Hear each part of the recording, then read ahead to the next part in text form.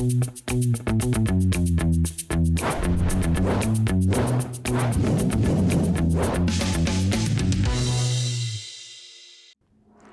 मैं Sandeep कसालकर। Crypto TV के show crypto crimes में आप सभी का स्वागत है। दोस्तों, जिसे देखो वो एनएफटी बनाने के होड़ में लगा हुआ है।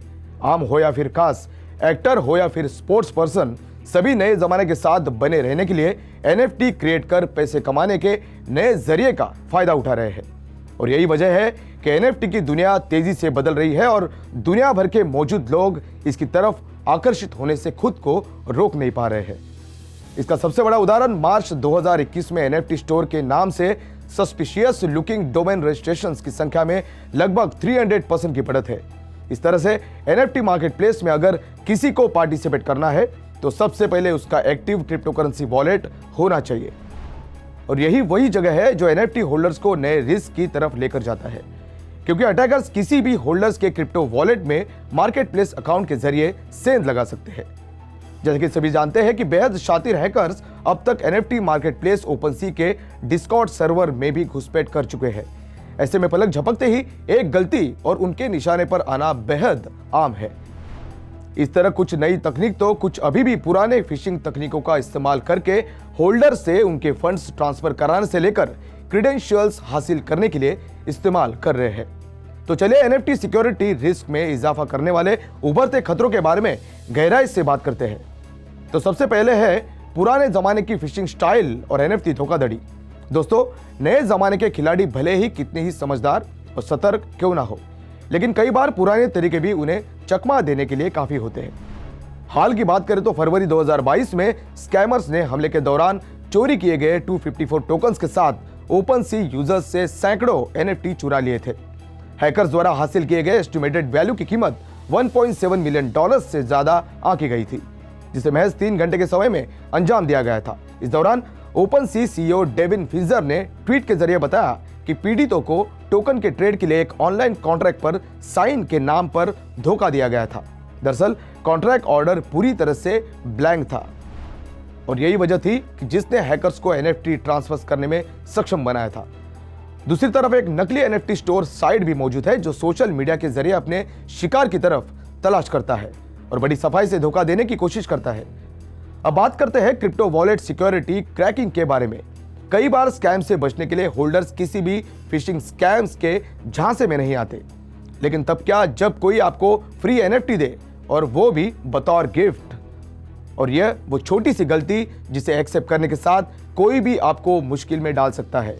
अटैकर्स अक्सर विक्टिम को टारगेट करने के लिए मैलिशियस एनएफटी को क्रिएट कर उसे गिफ्ट्स के रूप में ऑफर किया करते हैं। जैसे ही विक्टिम थोड़े लालच में आने के साथ मैलिशियस एनएफटी को खोलते हैं, तब उसमें से ओपनसी स्टोरेज डोमेन से एक पॉपअप ट्रिगर होता है। और खास बात यह है कि यह पॉपअप विक्टिम के क्रिप्टोकरेंसी वॉलेट से कनेक्ट होने के लिए एक कॉमन रिक्वेस्ट शो करता है, जिसके बाद खुद ब खुद विक्टिम अपने ही हाथों अपने वॉलेट कनेक्शन को ओपन कर अटैकर्स द्वारा अपने फंड से हाथ धो बैठता है। और इसे ही कहते हैं खाया पिया कुश्ती और ग्लास तोड़ा लाखों का। बात करें fake NFT support on Discord की, तो ओपनसी के डिस्कॉर्ड सर्वर पर सोशल इंजीनियरिंग के जरिए हुई चालबाजी को कौन भूल सकता है। यहां अटैकर्स घात लगाए बैठे थे कि कोई सपोर्ट क्वेश्चन पूछे और जैसे ही कोई क्वेश्चन करता वो उसे सेकेंडरी फेक सपोर्ट सर्वर पर इनवाइट करते, जहां विक्टिम को अटैकर्स अपने मेटामास्क क्रिप्टो वॉलेट को क्रोम एक्सटेंशन के साथ अपने मेटामास्क ऐप को रीसिंक्रोनाइज करने के लिए इंस्ट्रक्ट करते हुए विक्टिम को configuration advance mobile action chain से लिंक करने के लिए गाइड करते हैं, जिसके बाद अटैकर्स को कुछ ऐसा मिल जाता है जिससे वो क्यूआर कोड जनरेट कर पाते हैं। इस तरह से बड़ी सफाई से अटैकर क्यूआर कोड का स्क्रीनशॉट लेकर और इमेज का इस्तेमाल अपने खुद के मेटामास्क ऐप के साथ वॉलेट को सिंक करने के लिए करते हैं, जिसके साथ अटैकर्स विक्टिम के वॉलेट से क्रिप्टो फंड को आराम से बिना किसी मुश्किल से चुरा सकते हैं। अब बात करते हैं डिजिटल आर्ट स्कैम्स के बारे में। डिजिटल आर्ट की चोरी के बारे में क्या कहेंगे? आप सोच रहे रहेंगे कि आखिर कैसे हो सकती है किसी के आर्ट वर्क की चोरी, और वो भी एनएफटी फॉर्म में। तो आपको बता दें कि जब कोई एनएफटी मिंट की जाती है तब क्रिएट किए गए टोकन के लिए एक यूनिक फिजिकल या फिर डिजिटल ऑब्जेक्ट जैसे यूआरएल के साथ लिंक्ड होता है। इसका मतलब यह हुआ कि जब कोई एनएफटी खरीदता है तो असल में वो यूआरएल अपने नाम करता है। बहुत से मार्केट प्लेसेस पर एनएफटीज को बेचते समय आर्टिस्ट वेरिफिकेशन की जरूरत नहीं पड़ती है। इसका ही फायदा उठाते हुए ऑनलाइन आर्ट थीव्स बड़े आराम से किसी भी आर्ट वर्क को कॉपी पेस्ट, मिंट और सेल कर पाते हैं। इस बारे में इंफॉर्मेशन सिक्योरिटी न्यूज़पेपर की रिपोर्ट में समझाया गया है कि कई बार खरीदार इलीगल आर्ट के कॉपीज के लिए मुंह मांगी कीमत देकर फंस जाते हैं। ये स्कैम यही तक नहीं रुकता, बल्कि कई बार विक्टिम्स को ब्लैकमेलर से डिजिटल एसेट्स को खरीदने के लिए सपोर्ट किए जाने की धमकी मिला करती है। दोस्तों, बात करते हैं ट्वीट थेफ्ट के बारे में। मौजूदा एनएफटी स्कैम्स के वाइड रेंज में इसे एग्जीक्यूट करना सबसे आसान है।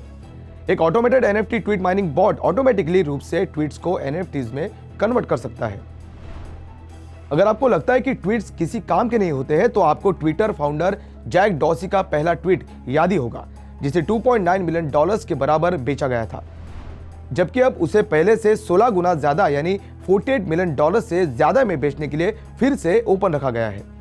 वही अगर कोई ट्वीट में अपना आर्टवर्क पोस्ट करता है तो उसे बड़ी ही आसानी से अटैकर्स द्वारा नाक के नीचे से चुराया जा सकता है, जैसा कि आर्टिस्ट आरजे पाल्मर के साथ हुआ था। इन सभी तरह के फ्रॉड और स्कैम्स के बावजूद एनएफटी यूनिवर्स तेजी से आगे बढ़ता जा रहा है, जिसके साथ ही रिस्क भी बढ़ रहे हैं। ऐसे में जो भी एनएफटी इन्वेस्टमेंट्स में हिस्सा ले रहा है, उसे खुद को इन सभी तरह की धोखेबाजी से बचाने के लिए सिक्योरिटी थ्रेट्स के बारे में अप टू डेट रहना जरूरी है। तो दोस्तों, आज के इस एपिसोड में बस इतना ही। ऐसे स्कैम्स और फ्रॉड से जुड़ी खबरों के लिए बने रहे मेरे साथ और देखते रहे क्रिप्टो टीवी। मैं संदीप कसालकर फिलहाल आपसे विदा लेता हूं। नमस्कार।